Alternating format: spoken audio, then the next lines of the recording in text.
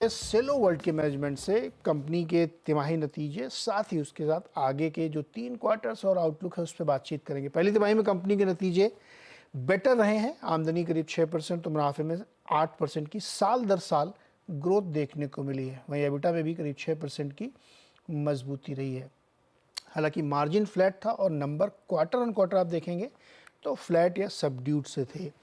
क्या है रीजंस और क्या है ट्रिगर्स आगे के लिए, इस पर बातचीत करते हैं जॉइंट एमडी गौरव राठौर से। गौरव जी, बहुत बहुत स्वागत है आपका सीएनबीसी आवाज़ पर। तो पहले तो आप एक बार हमें ये बता दीजिए कि ये नंबर्स को हम लोगों को कैसे रीड करना चाहिए। ईयरली तो नंबर ठीक दिख रहे हैं बट क्वार्टरली थोड़ा सा सबड्यूड था, तो क्या ये माना जाए कि थोड़ा सा डिमांड को लेकर के इश्यूज हैं? डिमांड थोड़ा फ्लैट रहा है इस क्वार्टर। मेनली रीजंस जो एक हमको जो समझ में आए हैं वो एक हीट वेव जो चला था पूरे देश में, और प्लस जो इलेक्शन का माहौल था पहले 2 महीने। जून में हमने थोड़ी तेजी देखना शुरू कर दिया था, और आई थिंक ओवरऑल क्वार्टर आपको ऐसा दिख रहा है, बट आई थिंक ईयरली ये नंबर्स ऐसे नहीं रहने चाहिए। It should have a marked improvement. तो क्या डिमांड सिनेरियो, जैसे आजकल हम लोग देख रहे हैं बहुत जगहों पे ये बात आ रही कि रूरल और सेमी अर्बन में डिमांड पिकअप कर रही है, लेकिन मेन अर्बन जो है वहाँ पे अब डिमांड टेपर डाउन कर गई है। क्या रीजंस देखते हैं और क्या ये सही है? टू अ सर्टेन एक्सटेंट सही है। हमने ये बहुत ज्यादा डिमांड में फर्क नहीं देखा है अर्बन एरियाज में भी। एंड जब हम अब फेस्टिव सीजन के तरफ जा रहे हैं तो ये डिमांड नॉर्मली इस टाइम पे ज्यादा उठती है, बिकॉज हमारा एक कंज्यूमर प्रोडक्ट है, गिफ्टिंग में भी यूज होता है और प्लस होम इम्प्रूवमेंट पे भी यूज होता है। तो festive season plays a very big role. तो मेरे हिसाब से ये हम नेक्स्ट अगले 1-2 महीने में देखेंगे कि क्या इम्पैक्ट रहा है, बट हमने कोई बहुत ज्यादा डिफरेंस नहीं देखा है ईयर ऑन ईयर। ओके गौरव, तो आपके जो 3 सेगमेंट है मेनली, एक राइटिंग इंस्ट्रूमेंट वाला, दूसरा जो ग्लासवेयर है और फिर तीसरा मोल्डेड फर्नीचर का है। राइटिंग इंस्ट्रूमेंट वाले डिमांड में स्लो डाउन देखा गया, क्या रीज़न उसके? क्योंकि वो ये वाला महीना तो जो होता है क्वार्टर, इसमें तो स्कूल कॉलेजेस खुल जाते हैं। राइट, आई थिंक ये पूरी इंडस्ट्री का एक इम्पैक्ट रहा है, बिकॉज हम मेजरली पेन मैन्युफैक्चरर्स है। स्टेशनरी आप देखोगे तो did decently well, but writing instruments have not done well. ये एक इंडस्ट्री का फिनोमेना है at this particular point of time, और हमें लगता है पर ये हमने देखा कि जून में ये भी इम्प्रूव कर चुका था। तो हम एंटिसिपेट कर रहे हैं कि अगले कुछ क्वार्टर्स में ये नंबर्स ग्रोथ की तरफ आ जाएंगे। ओके कुछ नए लॉन्चेस भी आप प्लान कर रहे हैं राइटिंग इंस्ट्रूमेंट सेगमेंट के लिए? राइटिंग इंस्ट्रूमेंट में हम दूसरी स्टेशनरी आइटम्स में जा रहे हैं, जैसे कैलकुलेटर्स हो गए, क्रेयॉन्स हो गए, मार्कर्स है। सो ये सारी जो एडजेसेंट कैटेगरीज है उनमें हम एंटर करेंगे। जियोमेट्री बॉक्स भी लॉन्च करेंगे? ज्योमेट्री बॉक्स भी, यस। ओके, ये सारी चीज़ें। तो क्या ये ऑपरेटिंग मार्जिन का जो एनवायरनमेंट है वो इससे इम्प्रूव हो रहा है या अभी भी म्यूटेड रहेगा वो आने वाले क्वार्टर्स में? अगर आप ऑपरेटिंग मार्जिन देखें तो we have actually done pretty well, year on year, quarter on quarter. तो ऑपरेटिंग मार्जिन्स मुझे लगता है अब पीक पे है, और हमें खुशी होगी अगर हम ये लेवल पे इसको मेंटेन करके चले, जो हमारा इंटेंशन है। तो और हमारे नए प्रोडक्ट लाइंस भी आ रहे हैं, कुछ ग्लासवेयर जो एक नया ग्रीनफील्ड प्रोजेक्ट है। तो ओवरऑल इसमें इम्प्रूवमेंट होना चाहिए, और that is our that is what we wish.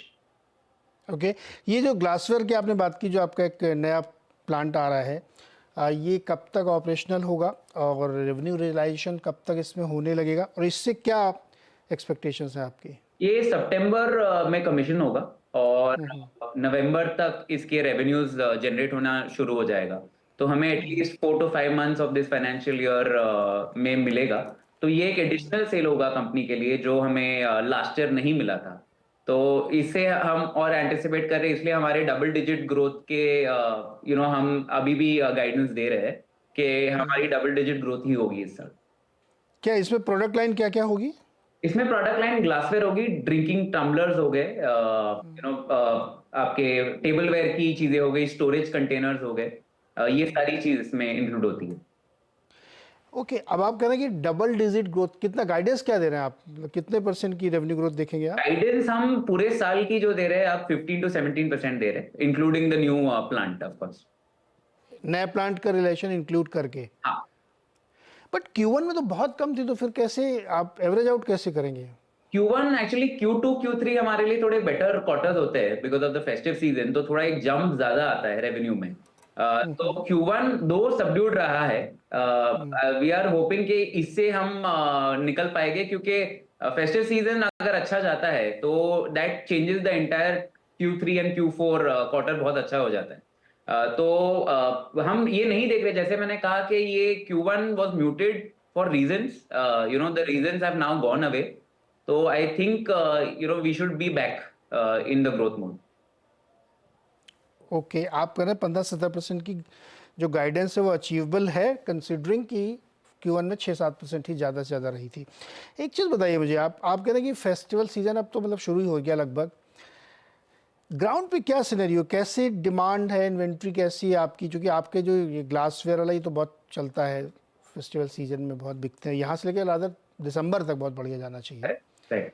तो ग्राउंड पे बहुत डिफरेंट रिपोर्ट्स हमें मिल रही गौरव जी सुनने को। जैसे एक्चुअली आप अगर देखें Q1 का एक रीजन तो जो मैंने बताया आपको कि हीट वेव था और इलेक्शन था।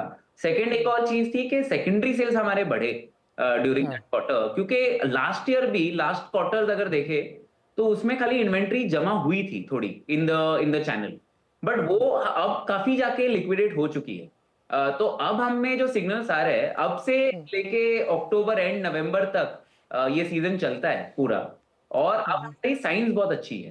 तो ऑन द ग्राउंड भी सेकेंडरी सेल्स भी बहुत इंप्रूव कर चुके हैं। जो हमने देखा था कि जो फर्स्ट क्वार्टर था उसमें इतने सेल्स नहीं जनरेट हो पा रहे थे, बट अब वो हो रहे हैं। तो हमारा वी आर वेरी होपफुल कि ये बहुत अच्छा सीजन जाएगा। डीलर फीडबैक कैसा है?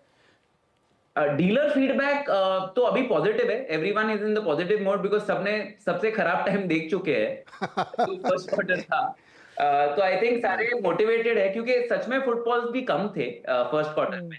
सब डीलर्स का भी हमारा यही कहना था कि फुटफॉल्स ही नहीं है, it is not the product, it is not the company, it was the footfalls. तो आई थिंक वो इम्प्रूव कर चुका है, हमें फीडबैक अब थोड़ा मच बेटर आ रहा है, और सारे सारे होपफुल है कि अब से जो 2 महीने आने वाले हैं वो काफी अच्छे जाएंगे। लेकिन एक चीज़ और समझाइए गौरव, हाँ। जो आपका ग्लासवेयर सेगमेंट है ना, ये थोड़ा सा अर्बन सेंट्रिक है ना, और वहीं पे डिमांड का इशू है। नहीं, ग्लासवेयर एक्चुअली जो हम ग्लासवेयर बनाने जा रहे हैं वो प्योरली अर्बन सेंट्रिक नहीं होगा, क्योंकि हम ओके। टम्बलर्स की बात कर रहे हैं जो एकदम बेसिक प्रोडक्ट है। हाँ हाँ। आप ये समझिए कि जो ग्लास का एक टम्बलर होता है वो स्टील के टम्बलर से सस्ता होता है। तो basically it is a need of every house hold. तो हम एक अर्बन प्रोडक्ट नहीं लॉन्च कर रहे, हम एक आप कह सकते हैं सेमी अर्बन है, एंड ओके रूरल में भी अब फैलते जा रहा है ग्लास। ओके। अच्छा, लास्ट रिजल्ट को ही कंसीडर करके मुझे एक चीज़ और समझाइए, वॉल्यूम और प्राइसिंग के बीच में क्या रिलेशनशिप था? वॉल्यूम और प्राइसिंग एक्चुअली लास्ट ईयर अगर आप देखें तो हमारा वॉल्यूम ग्रोथ बहुत अच्छा था। प्राइसिंग क्योंकि एक डिफ्लेशनरी एनवायरनमेंट था, लास्ट ईयर काफी प्राइसेस करेक्ट हो चुके थे ये फर्स्ट क्वार्टर में, तो हमारा वॉल्यूम और वैल्यू लगभग सिमिलर ही था इस क्वार्टर में। और अभी भी वैसा ही रहेगा? आगे यस, अभी तक कोई इंडिकेटर्स नहीं है कि कोई इन्फ्लेशनरी प्रेशर्स नहीं है, और ना प्राइसिंग कोई ज्यादा बढ़ेगा यहाँ से, क्योंकि input cost have pretty much flat line.